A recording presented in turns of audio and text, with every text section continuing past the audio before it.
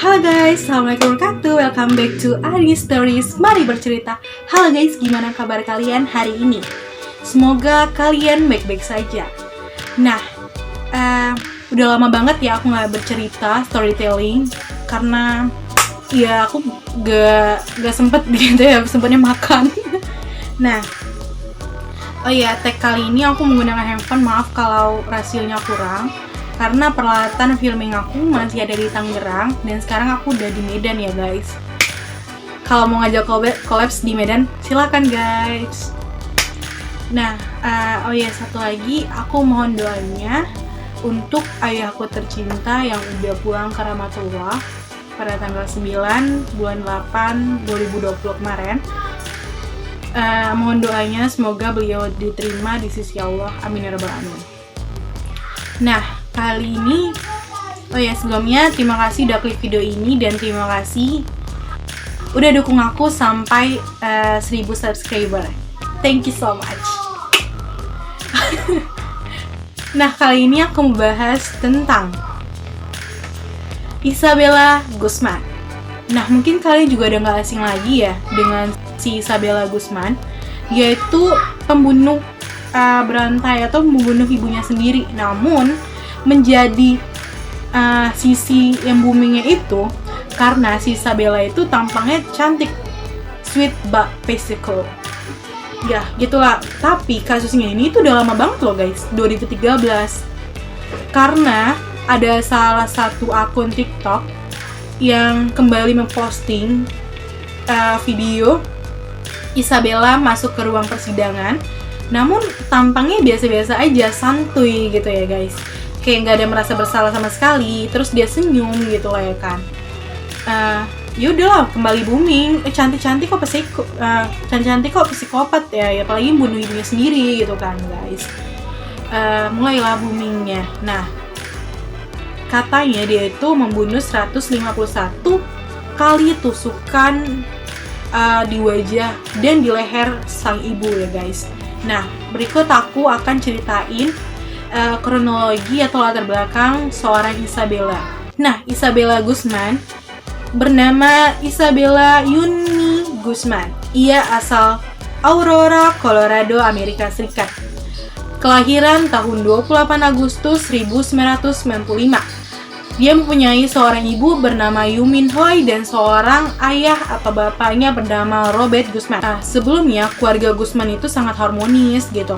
Nah, si Isabella juga sangat sopan, baik, pengertian, periang dan lain sebagainya gitu, kayak anak-anak kecil biasa pada umumnya. Namun, gak selang beberapa lama keluarga mereka memutuskan untuk berpisah gitu atau bercerai ya guys. Nah, kemudian hak asuh anak jatuh kepada istrinya atau si Yu Min Hoi. Nah, kemudian si Yu Min Hoi kenal dengan seorang laki-laki bernama Ryan Hoi. Gak selang berapa lama mereka berpisah, mulailah si Yu Min Hoi menikah lagi dengan si Ryan. Nah, pada pikirannya si Isabella pada saat itu, si ibunya Yu Min Hoi itu egois banget, gak mikirin dia gitu ya guys. Baru juga berpisah udah dapat suami lagi atau gimana, apalagi berpisahnya tuh nggak lama ya, otomatis dalam desas-desusnya kalau ibunya itu ya selingkuh sebelum cerai sama bapaknya gitu ya guys. Gimana menurut kalian? Nah, konon katanya, kata si Ryan, sebelum menikah si Isabella ini itu sopan banget sama dia gitu, sopan, baik gitu. Namun pas sudah menikah dan memutuskan untuk serumah dengan mereka, si Isabella ini berubah drastis banget guys. Jadi nggak sopan, kayak senonoh gitu, apa sih namanya, sama dia gitu, nggak baik lah gitu ya guys. Nah, mulailah kayak berubah gitu. Kenapa ya si Isabella gitu kan guys. Mulailah dia melawan sama orang tuanya, terutama ibunya. Nah, pada saat pun ada permasalahan kecil atau besar, nah si Isabella ini membesarkan masalah-masalahnya guys. Nah, pada suatu ketika tetangganya melihat kalau si Isabella membawa lelaki asing gitu masuk ke dalam kamarnya gitu. Dan tetangganya itu menelpon polisi kalau ada laki yang masuk kemudian keluar dari kamar si Isabella. Nah, Isabella mengungkapkan bahwa itu adalah kekasih dia ya guys. Kemudian dari situlah ibunya mulai marah banget sama Isabella, kenapa dia memasukkan seorang laki-laki tanpa izin gitu. Apalagi dari lewat jendela pada saat ibunya itu nggak ada di rumah gitu. Kenapa gitu ya kan dia? Ya Isabella bilang, ya udah Isabella mulai gimana ya, marah nggak jelas gitu sama ibunya. Ya kayak karena memang dia udah kesel banget sih sama ibunya gitu. Jadi otomatis dia bakalan pecah banget emosinya dan mulai meludahi ibunya. Kemudian ibunya juga kayak shock, ketakutan, dan Isabella langsung masuk gitu ke kamarnya. Nah itu pada saat 1 hari sebelum kejadian pembunuhan ya guys. Nah pada besoknya ibunya itu pergi ke kantor, kemudian ibunya itu mendapatkan pesan gitu, email dari si Isabella, bertuliskan kamu akan membayarnya. Kemudian otomatis ibunya ini kayak ketakutan gitu, diteror sama anaknya sendiri. Kenapa gitu kan? Ibunya mulai menelpon polisi, minta tolong nasehatin anaknya dong, gini-gini saya takut gini-gini. Nah kemudian polisi mulai mendatangin rumah dan mulai kayak menginterogasi si Isabella gitu, mulai menasehati Isabella nggak boleh melawan sama orang tua, harus hormat sama orang tua, dan kayak gini, kalau kamu masih melawan sama orang tua, jahat sama orang tua, kamu akan diusir dari sini gitu ya kan. Kemudian kayak si Isabella iya paham gitu-gitu aja ya guys. Ya udah, kemudian saat itu si Isabella diam dan mulai kayak masuk aja kamarnya gitu. Kemudian polisi nelpon ke ibunya, udah beres, kayak apa ya, udah beres, udah dia juga udah paham, dia juga udah ngerti kata gitu, udah kamu tenang aja gitu ya kan. Ya si polisi juga nganggap oh udah selesai nih perselisihannya gitu kan. Nah kemudian si Yoo Min Ho ini kayak merasa masih belum tenang gitu, kayak ini belum selesai. Jadi dia nelpon mantan suaminya si Robert Guzman alias papahnya si Isabella ya guys. Kemudian papanya nasihatin si Isabella, bilang kamu gak boleh begitu sama ibu kandung kamu sendiri, kamu harus menghormati ibu kandung kamu sendiri gitu. Pokoknya kamu harus minta maaf ke dia gitu kan. Udah kayak terus si Isabella nangis tersedak-sedak gitu kan, kayak nangis gitu. Gimana sih guys, kayak enggak, dia egois, dia jahat, dia nggak mau ngertiin aku, dia mikirin dirinya sendiri gitu ya kan. Otomatis jangan begitu, kayak pokoknya dinasehati si Isabellanya gitu, kayak iya ya udah pak, iya oke, kayak udah ngerti aja gitu si Isabella. Ya, terus si bapaknya mantan suaminya telepon sama mantan istrinya, udah aku nasehati, kamu pulang aja gitu kan guys. Pada jam lebih kurang 21.30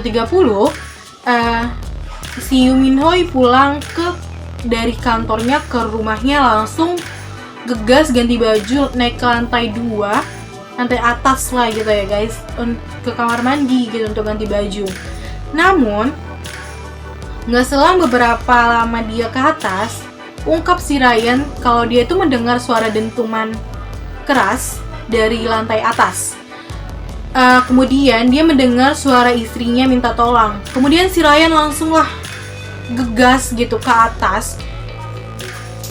Kemudian Ryan langsung pergi ke atas gitu ya guys. Dia melihat di mana istrinya gitu kan. Karena semua pintunya itu pada terbuka, hanya kamar mandi aja yang tertutup. Nah pikirlah, ya mungkin mereka ada di dalam gitu. Si Ryan mulai gedor-gedor pintu kamar mandi, namun pintu tak kunjung dibuka juga gitu guys. Kayak udah dobrak gitu pintu, tapi nggak bisa juga gitu karena udah kuat banget gitu pintunya ditutup. Nah, gak selang berapa lama muncullah ada kayak darah mengalir dari bawah kamar mandi itu guys. Kayak zudut gitu kan, bawah kamar mandi bisa gitu kan ngalir kan guys. Mulai panik lah muka si Ryan, ada apa di dalam, gimana dengan isinya atau apanya. Nah, gak selang berapa lama keluarlah si Isabella dengan pegang pisau yang sudah ada darahnya gitu ya guys. Kayak dia keluar dari kamar mandi dengan santuy aja, kayak tenang datar mukanya aja, kayak gak ada apa-apa gitu. Nah kemudian si Ryan dengan ketakutan masuk ke dalam kamar mandi. Dia melihat istrinya udah terkapar tewas gitu, udah luka di daerah wajah sama leher gitu guys, sudah nggak karuan lagi gimana. Kemudian Ryan langsung telepon polisi 911. Nah, pas si Ryan telepon itu, kemudian Isabella tahu kalau si Ryan itu telepon polisi. Nah, mulailah si Isabella melarikan diri ke arah supermarket Highmark. Dia bilang ke orang sekitaran situ dan staf di supermarketnya bahwa dia tuh korban pemerkosaan gitu. Orang-orang pada percaya lah karena dengan tampangnya yang cantik gitu ya, apalagi ya cantik gitulah dibilang ya guys. Otomatis orang pada percaya kalau dia tuh korban pemerkosaan. Isabella minta tolong diambilkan anduk, kemudian minjam toiletnya untuk membersihkan rambut dan mengganti pakaiannya. Nah, setelah itu kemudian dia pergi lah entah kemana gitu ya guys. Nah, setelah beberapa hari setelah kejadian itu, polisi menemukan Isabella di garasi rumah milik warga setempat. Awalnya si Isabella tuh mengelak, bilang ke polisi, iya dia mirip saya, tapi bukan saya gitu ya guys. Gimana lah menurut kalian? Nah, menurut laporannya, Isabella menikam ibu kandungnya sendiri sebanyak 151 tusukan di daerah wajah dan leher. Bayangin aja gimana 150 tusukan. Oh my god, udah hancur banget itu menurut aku sih. Masalah kenapa harus leher sama wajah? Nah, sebelum puas juga Isabella memukul ibunya memakai tongkat baseball gitu. It's not good. Aduh, gimana sih, kebayang gak sih guys? Nah, di dalam persidangan juga seorang hakim mengevaluasi kalau si Isabella ini nggak bersalah karena dia itu mempunyai penyakit mental kejiwaan gitu. Nah, kemudian dia tuh nggak ditangkap, dia tuh dikirim ke Institut Kesehatan Mental Colorado di Pueblo, Amerika. Nah, menurut Richard Pons menyatakan bahwa si Isabella ini didiagnosis menderita skizofrenia paranoid. Dia menambahkan bahwa Isabella akan berada di rumah sakit itu dalam jangka waktu tertentu. Nah, pada saat dia diintegrasi, dia juga menyatakan kalau si Yoo Min-ho itu bukan ibu kandungnya sendiri gitu. Dia bilang kalau si Sheila itu ibu kandungnya.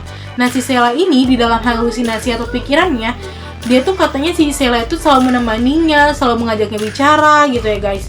Nah, si Sheila ini bilang dia itu harus membunuh si Yoo Min-ho untuk menyelamatkan dunia gitu. Ya gimana sih, halusinasi gitu guys. Nah, kata si Richard, pas dalam masa penyembuhan dia juga sering menatap ke dalam ruangan hampa lalu berbicara dengan seseorang yang tidak terlihat. Dan dia tertawa sendiri guys. Nah, aku juga udah cari search gitu tentang Isabella karena kan itu 2013 yang lalu ya guys. Dan sekarang 2020 udah search tentang Isabella, dia itu kemana, tadi dia udah dibebaskan atau enggak juga belum ada kabarnya. Menurut kalian, kalau kalian tahu si Isabella sekarang itu ada di mana gitu ya, ada di rumahnya atau masih ada di rumah sakit jiwa gitu. So gimana menurut kalian? Apakah si Isabella itu bersalah atau ya memang karena ya kegilaan gitu? Menurut kalian gimana? Menurut aku sih, kalau di Indonesia kalau gila itu bunuh orang itu ditangkap atau enggak sih guys? Gimana kalau kalian yang anak hukum? Tolong komen di bawah ini. Iya, aku juga nggak tahu sih. Kalau orang gila bunuh orang, otomatis dia jahat juga, penjahat. Gimana menurut kalian? Nah, sebenarnya sih ya banyak sih psikopat lainnya yang bunuh banyak gitu, bahkan banyak yang bunuh banyak orang. Namun ini bukan yang sendiri. Namun booming itu karena dia tuh wajahnya cantik. Menurut kalian gitu gimana guys? Karena di TikTok ada lagu Sweet by Psychopath, itu juga jadi booming banget. Memang cantik sih guys, cantik banget. Pengen, tapi nggak pengen gila juga. Nah, menurut kalian gimana? Komen di bawah. Next aku bakal cerita apa. Yang baru bergabung, terima kasih udah nonton video aku sampai habis. Dan untuk viewers aku juga, aku terima kasih banget. Tanpa kalian tonton juga video aku juga nggak bakal bisa apa-apa gitu ya guys. Apalagi udah sampai 1000 subscriber. Nah, kalau kalian mau tahu tentang keseharian aku ngapain aja, kalian bisa follow aja aku di Instagram Arini atau AREENY, atau di Facebook juga ada Arini. tutup kurung Fiska Barka itu juga udah lama banget sih Facebooknya. Nah, gitu aja sih guys. Semoga kalian tetap setia dukung nonton aku, walaupun banyak kekurangan banget ya. Yang mau collabs di daerah Medan bisa banget, aku collabs ayo, tag video ayo. Nah, aku buka free review food ya. Nah, langsung aja DM aku di Instagram guys yang mau makanan yang aku review. Oke, thank you so much. Maafin kalau banyak kesalahan di dalam video ini. Murni kesalahan aku sendiri ya. Terima kasih banget. Next kita akan berjumpa lagi. Komen next aku bahas apa. Thank you so much. Bye bye. Assalamualaikum warahmatullahi wabarakatuh.